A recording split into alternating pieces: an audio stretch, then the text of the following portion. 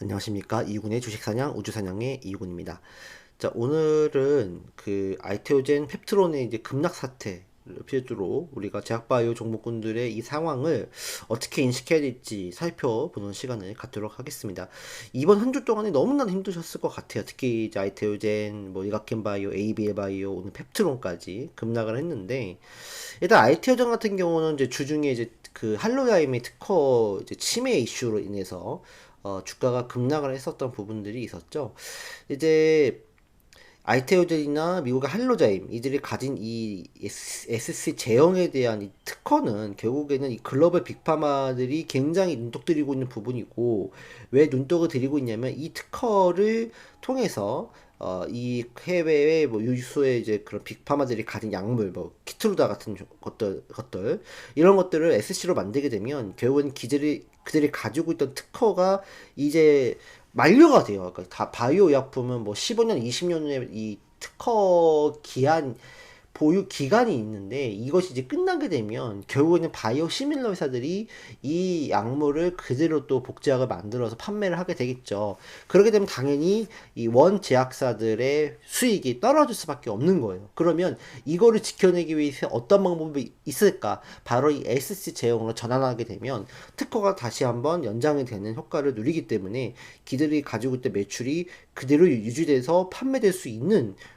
굉장히 상황이 되겠죠. 그래서 이 SC 제형에 대한 기술이 굉장히 중요한데, 이거를 가진 회사가 미국의 할로자임이라고 하는 회사 세라피틱스와 우리나라의 아이테오젠입니다. 그러니까 아이테오젠이 이렇게 주가가 많이 오른 이유는 그만큼 유수의 빅파마들이 아이테오젠과 접촉을 했었고, 특히 이 1년에 매출 3, 40조를 구가하는 이 머크의 이 키트루다와 독점 계약을 맺어서 SC 제형으로 바꾸는 부분에 있어서 굉장히 기대감이 있었고, 특히 그 중에서도 이제 그 키트루다 SC 제형의 임상 3상 결과가 또 나오는 부분들도 있었기 때문에 실제로 알테오전이 결국에는 로열티를 상당히 받을 수 있고, 앞으로는 이제 공장까지 제작을 설비를 갖춰서 이런 어떤 SC 관련된 어, 부분들을 매출을 이끌어낼 수 있는 부분도 기대해 볼 만했다는 거죠. 근데 중요한 거는 이 부분들이 주중에 이 할로자임이라고 하는 이 회사의 기술 특허 침해에 대한 부분이 제기되면서 주가가 급락을 했었다는 부분이죠. 일단은 머크도 그렇고 알테오젠도 그렇고 기술 특허에 대한 부분에 대해서는 이제 없다라고 확실하게 못을 박았습니다. 그리고 뭐 할로자임한테는 특허 무효 심판 청구를 제기해서 특허가 알테오젠이 그 할로자임 거를 침해한 것과 관련이 없다라는 부분들을 제기한 부분들도 있었습니다. 그래서 주가가 한때 또 이렇게 반등을 세게 줬지만 또 다른 이슈가 있었어요. 그와 더불어서 아이테오젠이 ICPS를 발행한다. 즉 상한 전환 우선주라고 하는 거죠. 그 우선주는 우선주인데 주식으로 전환할 수 있는 어떤 이 우선주를 발행을 하는데, 그 규모가 2천억 수준이라고 합니다. 회사는 아직까지 이 부분에 대해서 확정된 바가 없다라고 이제 공시를 했어요. 근데 지금 이렇게 주가가 올라와 있는 상황에서, 그리고 머크의 키트루다 SC 제형의 임상에 성공했기 때문에 결국 회사 입장에서도 결국에는 투자금을 유치를 해서 그와 관련된 설비 확대를 노려야 되지 않나라고 생각이 들어요. 그러니까 결국에는 무슨 말이냐면 결국에는 돈이 필요로 할 거라는 얘기죠. 그렇기 때문에 결국 이런 그 ICPS 발행에 대한 부분이 아직 확정되지는 않았습니다만, 결국에는 이제 이 키트루다 임상 3상도 성공을 했고 주가도 어느 정도 올라왔기 때문에 그 부분에 있어서 투자금을 최대 끌어서 그 투자금을 가지고 어떤 이 공장 설비를 신설하는 등의 어떤 조치가 필요하지 않았을까라는 부분들. 그래서 그나마 유상증자 대신에 이제 ICPS라고 하는 차선의 대책을 마련한 게 아닌가라고 생각이 듭니다. 그리고 이제 펩트론 같은 경우는 오늘 특별한 이유 없이 이제 폭락을 했는데요. 사실 굉장히 좀 마음이 무겁습니다. 제가 또 제약바이오 관련주도 많이 또 말씀을 드렸는데, 일단은 그동안 많이 올라왔던 부분이기 때문에 여러분들이 여기서 이제 사실 욕심을 내기는 사실 굉장히 좀 버거운 부분이 있어요. 물론 근데 저는 40만 원대 초반에서 잠깐 트레이딩을 하긴 했었습니다. 그런데 저도 이제 제가 말씀드렸던 이 가격이 있죠. 제가 지지난 영상에서 알테오젠, 리가켄바이오를 설명을 드리면서 이 가격 이탈하면 일단 나와야 된다라고 말씀드렸죠. 그래서 제가 39만 원, 40만 원에서는 조금 이 가격이 깨지면 좀 위험하다라고 말씀을 드렸고, 그다음에 35만 원 이탈하면 무조건 나와야 된다. 무조건 나와야 된다는 표현까지는 안 했지만, 이건 추세가 깨진 거니까 조심해야 된다고 말씀을 드렸던 거죠. 근데, 엊그저께, 이제, 어제죠. 어제 장중에 이제 거의 20% 이상 하락을 하면서, 굉장히 좀, 장중에 급락하는 모습을 좀 보여줬고, 시장의 패닉세를 가져다 줬습니다. 그리고 오늘 또다시 15% 넘는 하락세를 이제 보여줬고, 거래량도 굉장히 많이 터진 상황입니다.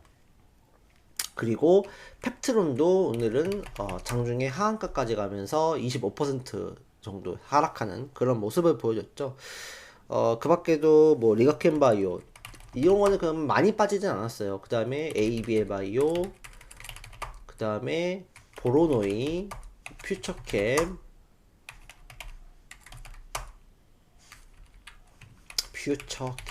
그죠? 뭐 유한양행, 그쵸? 많이 떨어지는 모습을 좀 보여줬어요.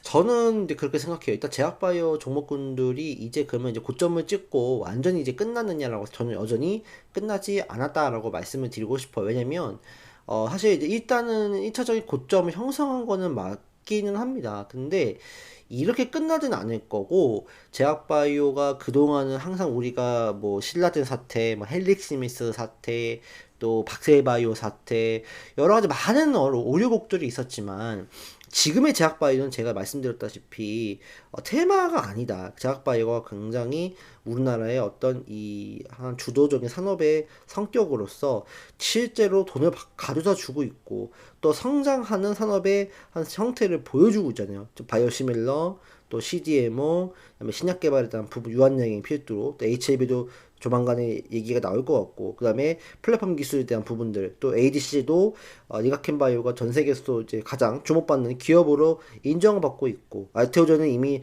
글로벌 빅파마와 계약을 맺고 있는 상황들이고요.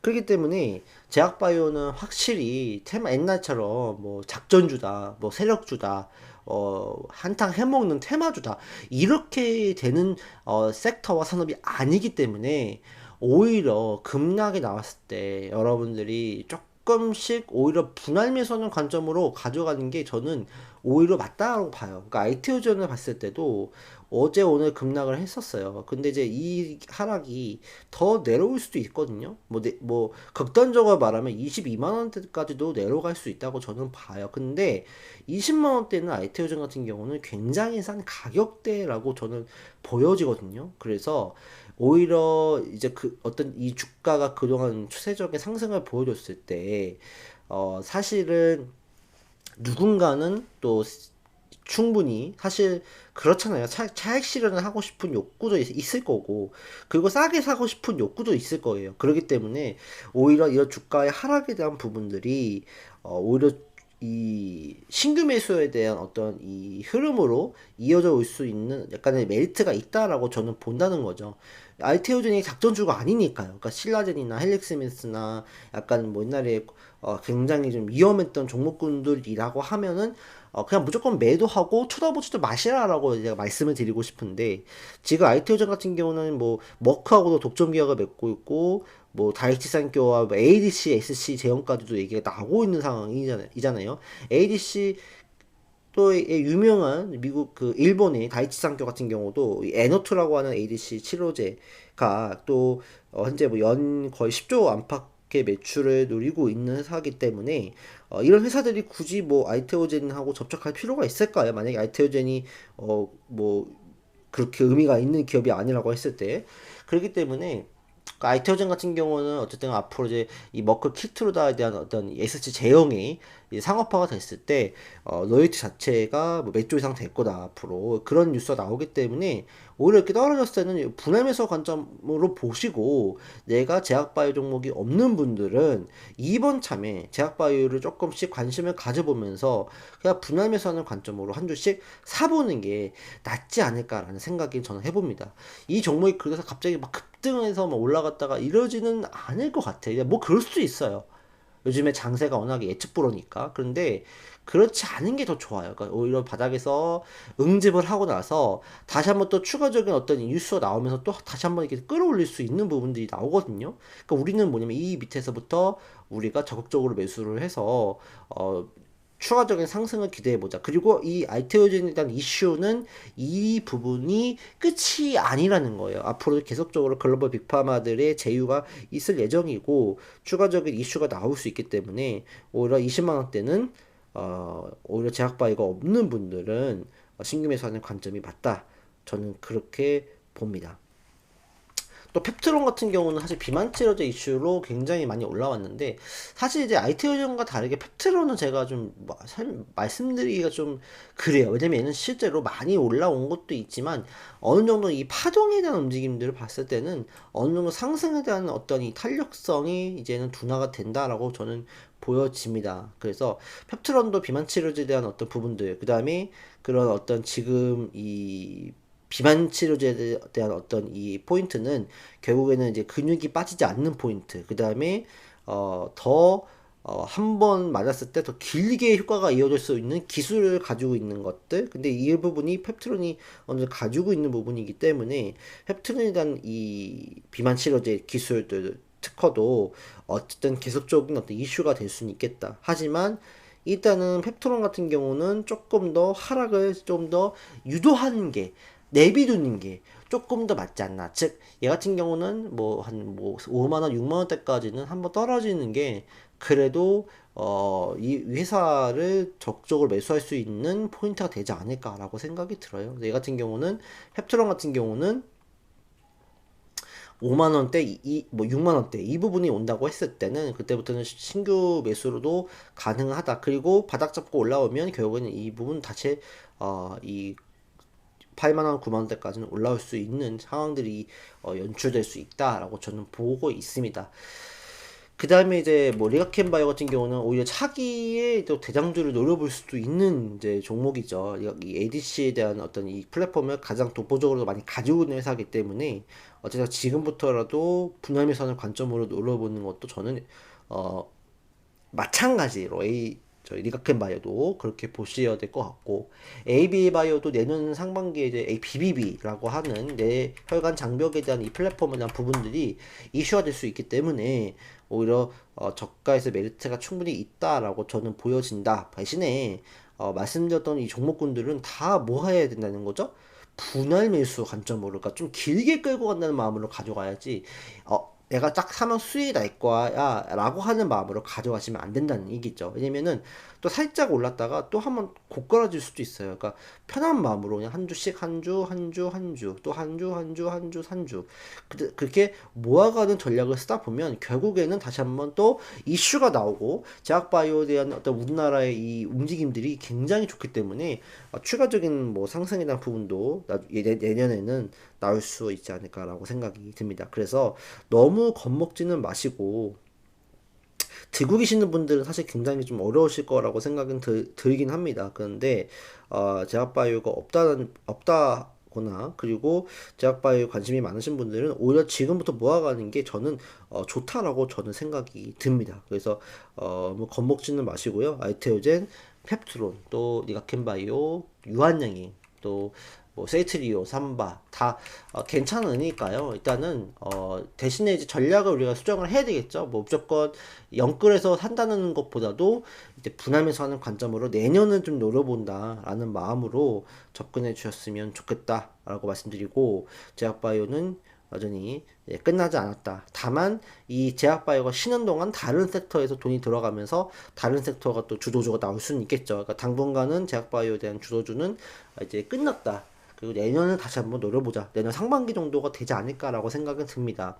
그래서 그 부분들까지 보시는 전략을 쓰되 대신에 제약바이오 종목군들 중에서 아직까지 좀 살아있고 그 차기적으로 승산이 있는 좀 올라갈 수 있는 확률이 있는 그 종목군들을 차라리 보자라고 말씀드린다면 HLB가 될 수 있겠죠. HLB 같은 경우는 다 떨어졌지만 얘는 뭐예요? 오히려 양봉으로 이렇게 올라가는 모습들이 매물서화를 하고 있는 상황들이라고 보기 때문에 오히려 HLB 같은 경우는 어제 연말에 또 기대가 되는 종목이다 라고 볼 수 있을 것 같고, 대체의학 관련주에 대한 이 부분들, 예를 들어서 미국의 트럼프 당선인의 내각으로 지명된 그 보건부 장관 이분이 대체의학을 굉장히 또 좋아한다고 하기 때문에 티슈진 같은 종목군들이나 또 작은 종목이기 때문에 말씀드리기가 좀 꺼리지만 뭐 메디포스트 이런 종목군들이 오히려 좀 강하게 움직여줄 수 있을 것 같고, 그 다음에 조금 움직임이 좋은 게 최근에 케어젠 같은 종목군들도 한번 관심을 좀 가져볼 만도 하다라고 말씀을 드릴 수가 있겠습니다. 그래서 제약바이오 쪽에서는 여 종목군들 그나마 좀 볼만하다라고 말씀을 좀 드리고는 싶고요. 너무나도 좀 뭐 어려운 시장이다 보니까 뭐 너무나도 좀 절망하실 수도 있을 것 같아요. 근데 내가 만약 알테오젠이 꼭지, 그러니까 현재로서 40만 원 위에서 내가 가지고 있다 하더라도 일단 너무 겁먹지 마시고, 오히려 너무 40만 원대에 몰빵이 됐다고 하면은 이건 좀 상황이 쉽지는 않을 것 같지만, 40만 원대 내가 많이 좀 비중이 좀 뭐 그냥 적당히 있다 하시는 분들은 올해 20만 원대에서는 조금씩 분할 매수하셔가지고 좀 내년을 노려보는 전략도 나쁘진 않다, 그렇게 말씀을 드리고 싶습니다. 일단은 이 제약바이오에 대한 공백을 메꿀 수 있는 그런 이제 섹터는 이제 트럼프 관련주, 특히 뭐 조선 관련주, 그다음에 방산 우주, 그다음에 뭐 가상자산 이런 관련주들이 조금 움직여줄 수 있지 않을까라고 생각이 들고요. 우리는 이제부터 그러면 이제 제약바이오에 대해서 잠시 유보하고 이제 우리는 어떤 종목군들을 봐야 되냐면 하나오션 같은 종목군들, 또 HD 한국, 조선해양, 조선 관련주들 잘 봐야 될 것 같아요. 한국, 조선해양 이런 종목군들, 또 뭐 한화 엔진, 뭐 성광 밴드, 뭐 계속 급등했지만 이제부터 시작이라고 저는 보고 있어요. 조선 섹터는 이 종목군들을 보고, 그 다음에 방산도 좋지만 한국 항공우주 이런 종목군들을 우리가 이제 컨택해야 되지 않을까. 그 다음에 제약바이오 하나 더 빼먹었다면 루닉 같은 종목군들을 한번 컨택하는 게 낫지 않을까라고 좀 생각이 듭니다. 그 다음에 뭐 제공 관련주, 인프라 관련주, H, 현대, 건설, 기계 이 종목군들 또 한번 관심 있게 보는 전략을 써보면 어떨까 하는 생각을 가져봅니다. 제약바이오에 대한 부분들이 굉장히 좀 어렵지만 여러분들 너무 절망하지 마시고, 일단 제약바이오가 없는 분들은 조금씩 우리가 분할 매산을 관점으로 내년을 노려보자 하는 측면에서는 충분히 저가 메리트 기회가 이제 왔다, 그렇게 생각이 들기 때문에 참고해 주시고, 또 고점에 있으신 분들은 너무 이제 좀 당황하지 마시고 조금 내년에 좀 지켜보자, 그러니까 뭐 그렇게 좀 보는 전략이 맞을 것 같아요. 그러니까 결론은 뭐냐면 끝나지 않았다는 거예요. 절대로 끝나지 않았습니다. 제약바이오는. 그러니까 그 부분들 너무나도 상처 받지 마시고 제약바이오 다시 한번 힘을 내 보도록 하겠습니다. 영상 이렇게 마치도록 하겠고요. 시청해 주셔서 감사합니다.